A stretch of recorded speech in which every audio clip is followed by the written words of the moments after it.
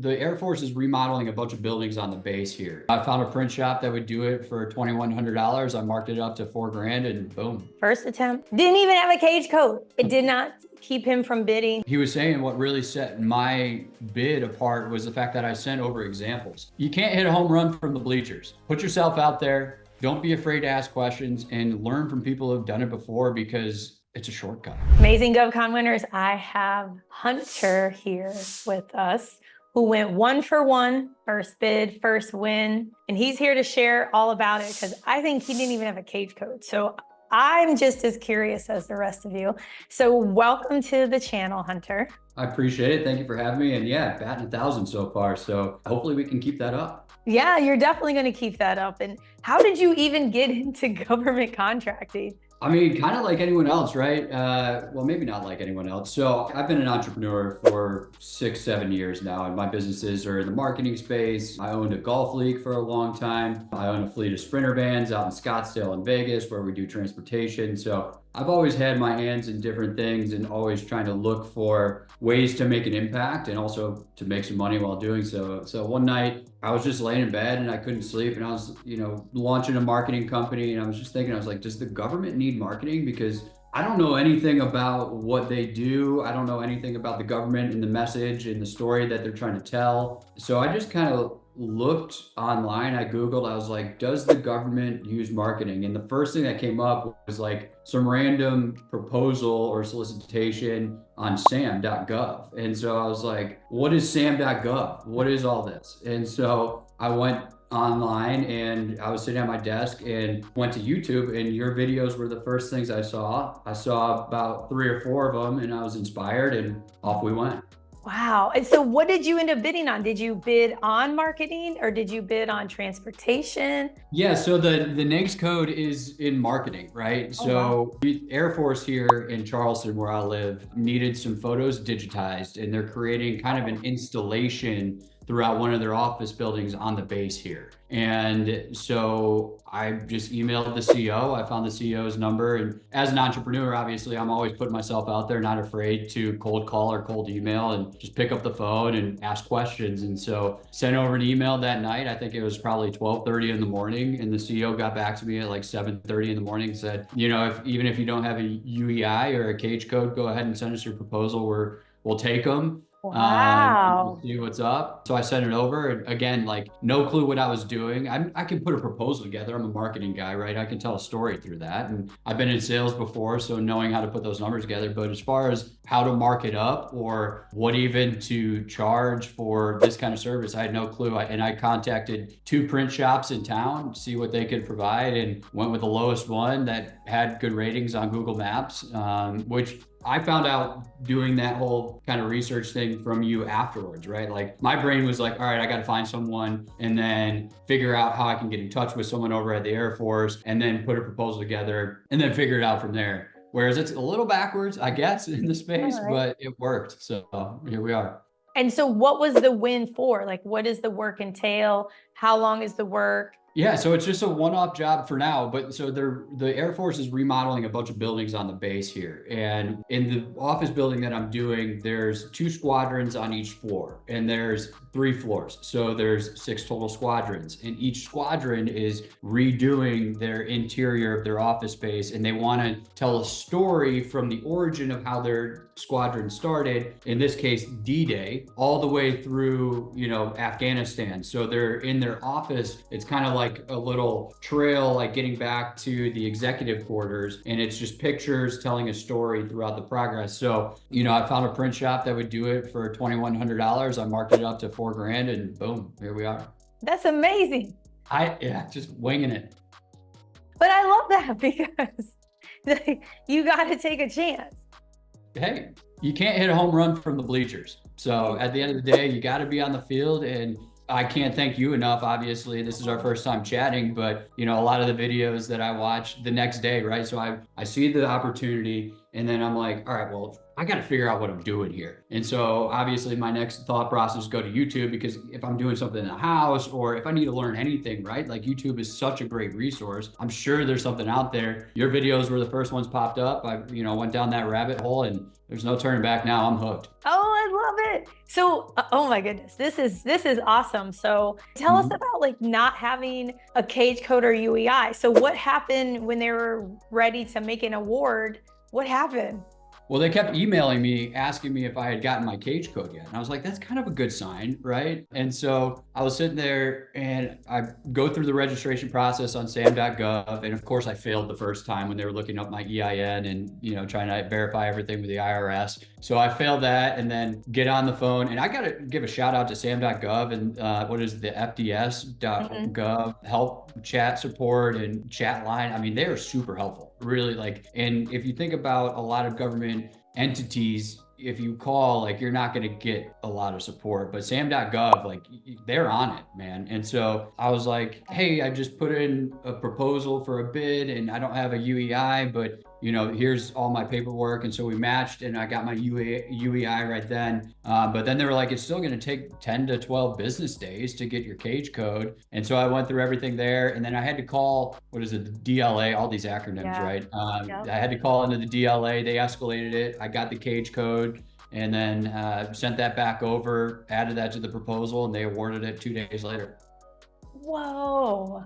And so I met one of the points of contact over there. I've been working with 3 different gentlemen, and he was saying what really set my bid apart was the fact that I sent over examples. So like when I sent everything to the print shop, they sent me examples because there was 3 different ways that we could go about printing all these photos, and they wanted to see what kind of opportunity that we wanted to go with. They gave me, good, better, best. And I sent all those kind of over with the same, markup over to the client, and they went with the highest end option, which not surprising because it looks great. But then I think there was a miscommunication between the main CO and the secondary point of contact, because the secondary point of contact said, hey, we want to go with an option that looks like this. You won the award. And I was like, well, that was the example I gave you. So I'm glad that you're sending it back to me. But yeah, so got everything over to the print shop. Everything's in production, and we will hang and do the installation in the next week and a half. And then the guy that I've been working with said that they want to do it throughout the rest of the building. And hopefully it's a good sign for me winning that award. And hopefully no one that's watching this undercuts me. Yeah. Well, yeah. And I mean, and maybe they're able to pay with a credit card. They are. And I'm covering the cost for it. It doesn't matter. Like, I've got plenty of business entities and credit cards. Well, I bring this up because that's a way for them to sole source to you. Oh. So what they could do is like a simplified acquisition and use a credit card. Then that way they don't have to bid it at all. Hey, now that's the intel. That's the intel. You could propose that, like maybe you guys use a credit card, or you do some kind of simplified acquisition and just kind of sole source it to you, because there may even be more buildings.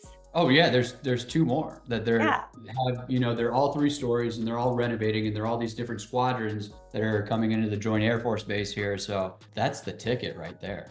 Right. See, this is why we got to watch your show.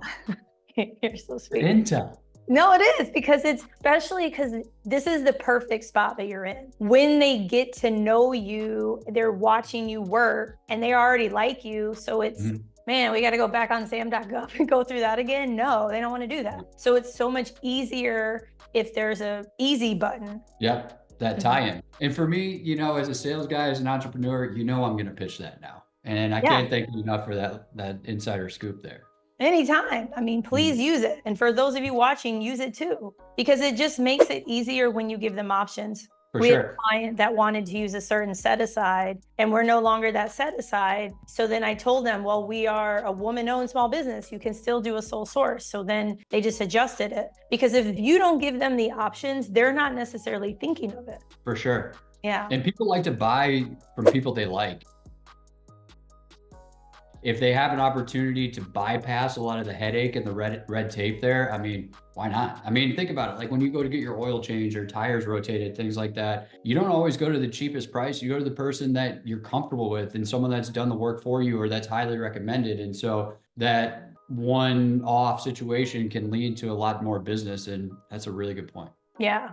And so what other things, Hunter, are you bidding on? Yeah, there's a couple other things. And the interesting thing that I'm working on now is really helping some of my friends get into the space, more so on the teaming side of things. So my wife owns 51% of our business, and we're working on becoming certified woman-owned, going through that whole process with the SBA. One of my friends from college, his wife is obviously, well, not obviously, I mean, 2024 could be anything. Obviously, I want to not get canceled here and pay respect, but You're not also gonna get canceled. she's a female, but she's also Native American. And so I'm working with them to provide support and help them really essentially come from a business development standpoint and understand how they can bid on state, local, federal impact jobs in their community and help lead the sales effort on that respect and maybe make a little commission on the end too. That's nice. I love that. So there's a couple cool ones that I was looking at. There's because my brain's always in the marketing space, right? And I'm trying to understand how to evolve that into more of a service provider. I also have a staffing background as well. So that's something I'm trying to figure out how I can create almost like an umbrella company. You know, obviously you have your main capabilities on your capability statements, but also there's other things that I have experience in: transportation, staffing, and really understanding how to pitch myself as a holistic solution to the government and to other entities. But yeah, there was one opportunity that I saw that the CDC is trying to create some marketing material. It's a 5-year contract with an option at the end for firefighters to understand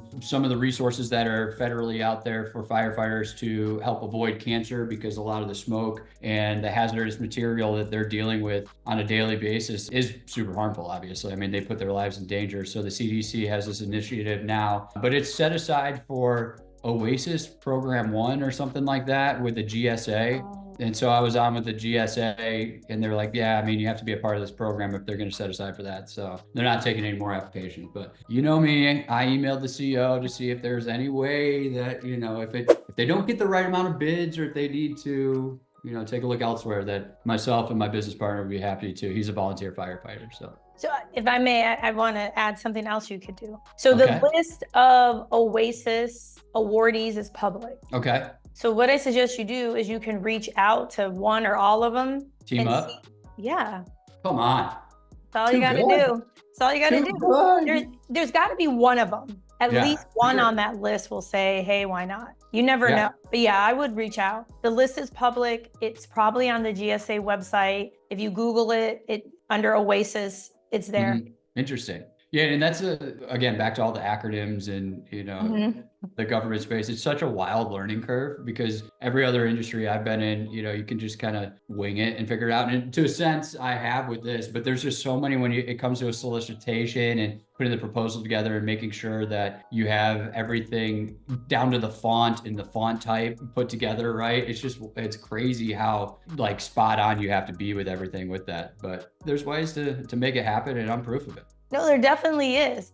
And as you go, like, as you are more exposed to all of this loveliness, you'll become accustomed to the acronyms, or they'll add, like there's now like Oasis Plus, you know, it's like a new version of Coca-Cola or something. Exactly. So they do that a lot, but you're doing what's most important is that you're taking action. Because too often people do the reverse. They're so focused on understanding everything and putting the government on the pedestal. And at the end of the day, the government's just human beings that just want a thing or a service, or they just want whatever it is they're trying to buy. Yeah, because I'm in the middle of reading the legal Middleman. On the show, and I got your book here too. So good. Thanks. Yeah, get your copy. I can't wait. It's you're next in the queue, so we'll get it done. I mean, that's the thing is like, I mean, I just try to read a lot, and any recommendation I have for people out there, it doesn't matter what line of work you're in there, someone's done it before you, right? And if they have literature, or if they're offering some sort of course, or if they have some Facebook group, right? Like I've learned a ton from your group too, and that's how we were able to connect and get this going. Like, put yourself out there. Don't be afraid to ask questions and learn from people who've done it before, because it's a shortcut. It's the easy button, right? It's like paying with a credit card if you're the government agency. Might as well backdoor this if we can. You might as well, and they do that all of the time. I mean, whether it's a contract vehicle like Oasis, whether it's they'll sole source or say, hey, you know, Pillsbury is the only company who can do this. Like they do it all the time, but we do it too. Like we like subscriptions. We like to shop at places near us. We, you know, so the psychology is similar. Yeah. Government's just like us, but they have a ton of money to spend. They do, and they always pay. Yeah, that's the thing. Speaking of payment, I take it that for your contract, you are going to get paid through wide area workflow under Pi? Yeah, that sounds right. I don't even know yet, to be honest. I got it, like, when I signed the contract, it was like, make sure if you're doing electronic invoicing, it's coming through. Is that the WAWF? Yes. Okay, great. Another acronym. We're in.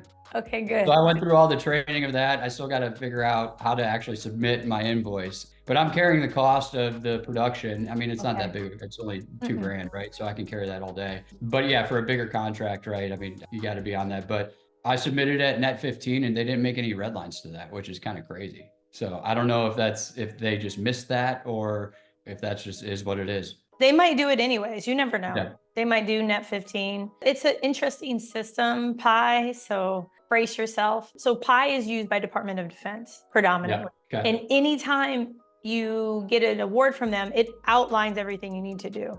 Like enter this code, send this kind of invoice. So the information's there. The tip is you want to make sure your points of contact have a copy of your invoice and they know you're invoicing, no matter the dollar amount, because they're not sitting around waiting to process invoices. That's true. Yeah, that's true. So do I generate the invoice in that Pi system or do I do it through my QuickBooks, send it over to them? You're going to do both.